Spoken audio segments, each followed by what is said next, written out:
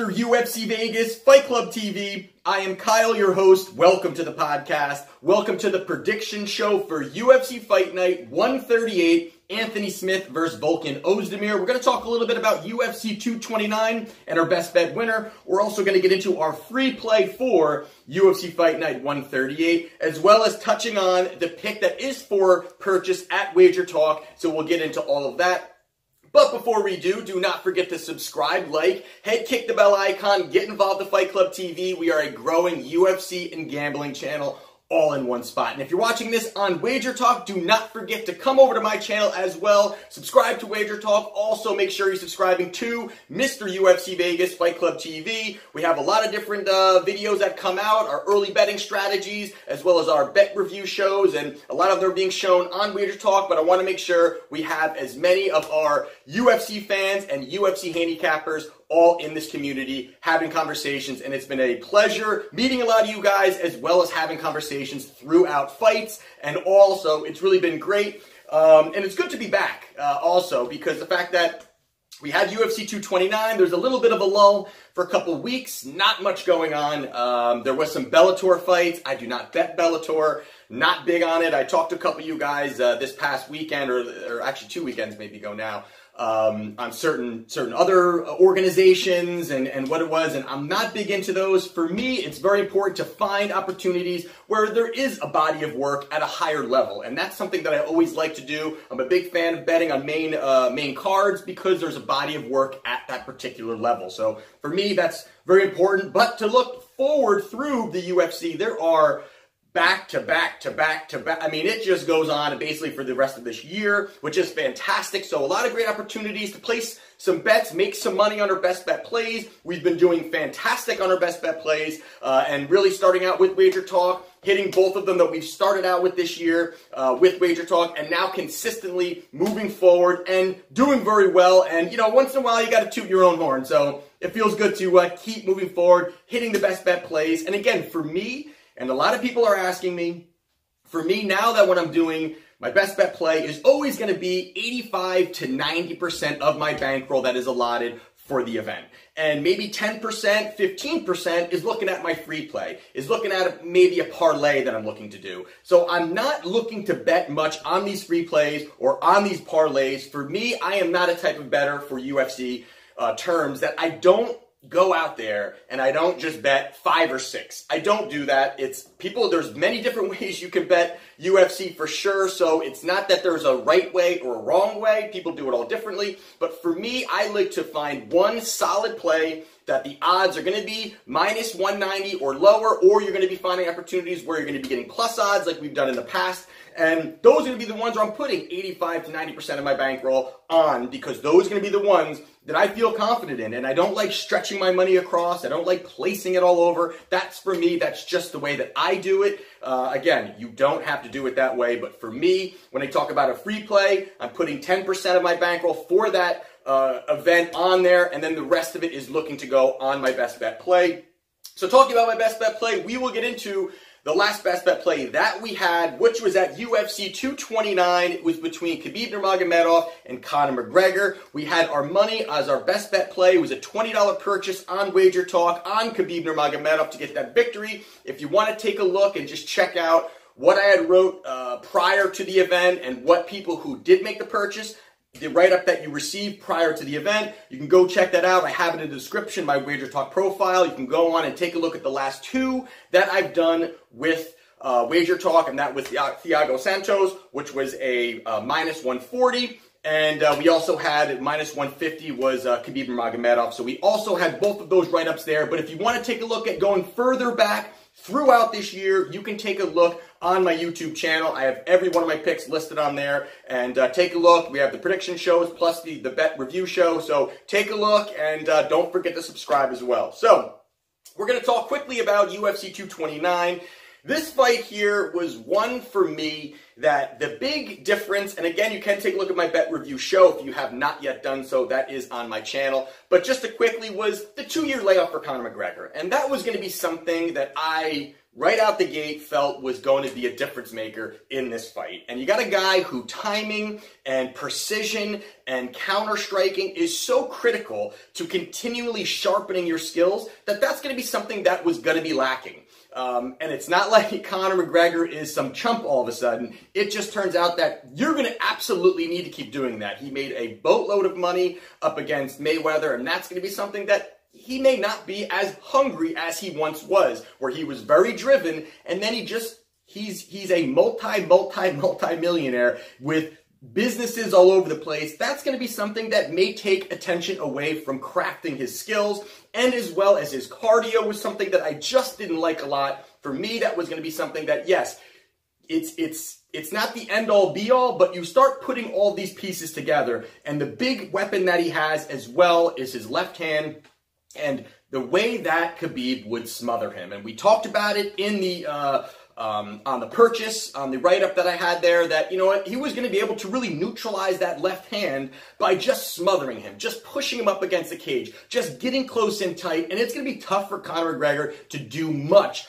or really anyone has been able to do much against Khabib in those positions. And even in that first round, Khabib didn't get much damage, but he knew, let me start drowning him. Let me start pushing. Let me push the pace. Let me get in his face a little bit, and let me make sure that come in that second round, he's not going to have that big power that he's had. And Conor has not gone deep into fights over his MMA career. That's obviously something that Khabib knew. He knew he had to keep pushing forward. He did a fantastic job with it. Ended up dropping him, I believe that was in the second round, which was just an unbelievable, but you could tell that it wasn't, that shot from even Khabib was a shot where he faked like he was going low to go for the takedown, and Conor was almost looking to sprawl, and then he went up and threw a hook. It was really a fantastic technical shot that people kind of say, oh, it was a wild shot, but you can tell that that was purely set up by the takedown defense that Conor McGregor was looking to do, and Khabib was able to say, all right, there's going to be a point where he's going to just almost over-exert himself for the sprawl because he does not want to be taken down, and that's the time to throw the hook up top. He did a fantastic job throughout the fight. We're able to cash in and get that victory, so that now puts us for the year in a best bet play, 25 wins, 10 losses, plus 24.23 units for the year. So we're at that 72% winning percentage on our best bet play. And again, all of our best bet plays are under minus 190. Nobody we're betting at, you know, as a best bet play is minus 300, minus 400. We're not doing that. We're looking for those value plays where we're going to say, hey, listen, we don't have to bet a ton of money, but we're finding those avenues where the line is not where it should be, and we're looking that we can piece the fight together, and we can find who's going to be that winner and going to have more paths to victory. So we ended up getting that victory there. It was a nice victory for us there, a great win for Khabib, and interesting to see where that's all going to be going at this point. I mean, for me, you know, I would love to see him fight Tony Ferguson. This has been something that 4 times or whatever it may be that they've tried to make that fight. I would love to see that fight. I think it's something that at this point the UFC wants to see. Conor recently has talked about that he's fine fighting the next in line or whoever that may be. So I hope that's what happens, because an Anderson Silva fight to me right now with Conor McGregor seems kind of ridiculous. I think it's kind of a desperate attempt for Conor to get a win than just getting back in the mix. Go fight Kevin Lee. Go fight, you know, go fight the guys that are in that division that are the killers in that division, and that it can continually, whether Conor McGregor wins or loses, he needs to face one of those guys to continually pushing his legacy. Again, he's a 2-time division, simultaneously holding 2 divisions at the same time. So it's not like his legacy is going away. But another loss here, you know, it could be questionable. So we'll see what happens there. But what we will talk about now is the free play for UFC Fight Night 138.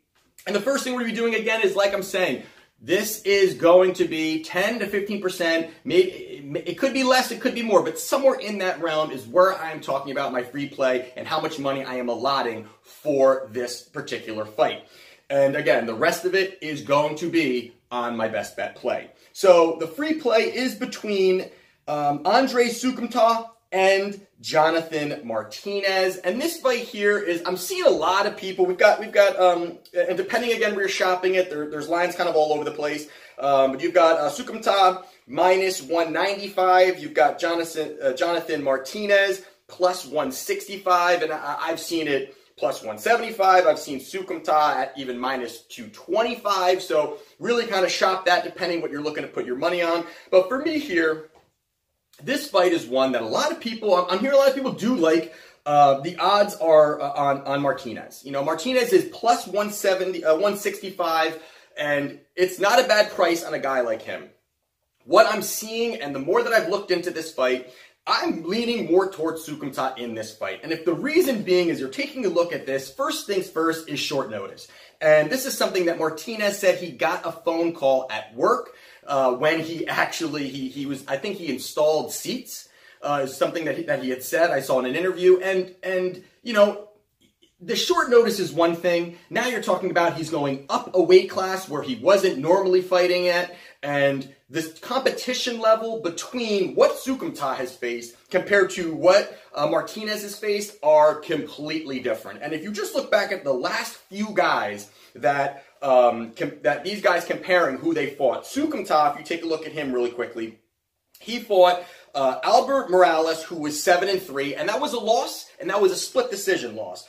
Then you've got Alejandro Martinez, who's 21-6. That was another split decision loss. So Sukumta came into the UFC with 2 split decision losses against 2 pretty good fighters. I mean, definitely not guys that are bums. 2 pretty good fighters. Then he fought Luke Sanders, and Luke Sanders is actually, I like him. I like his skill set. He's a tough kid. He actually is a great up-and-comer. He ended up knocking out Luke Sanders, and he was 12-2. So he's definitely been more of an experienced fighter. And then he went up against Sean O'Malley, which a lot of people are really taking away everything on Sukumta on the fact of what happened against Sean O'Malley. And for me, you know, I get it. You know, the first round didn't look too good for Sukumta, and then you've got, you know, what happened where O'Malley hurt his leg, and then he went to take him down, and a lot of people are really honing in on that.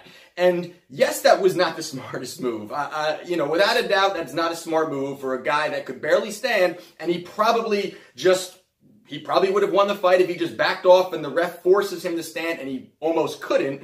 Kind of a weird situation of how that all worked out. But don't take away what's happened and what he did and his body of work and who he's faced. And then you've got a point where you take a look at Martinez. Martinez's last fight was September of 2017. So he's been out of the ring for quite some time. I'm sure he's still training, but he's doing other things. He's working. He said he was working full-time, but also training. So it's very tough to really work those two things together. The 2 fights that he had prior to that was a guy that was 0-4 and another guy who was 0-2.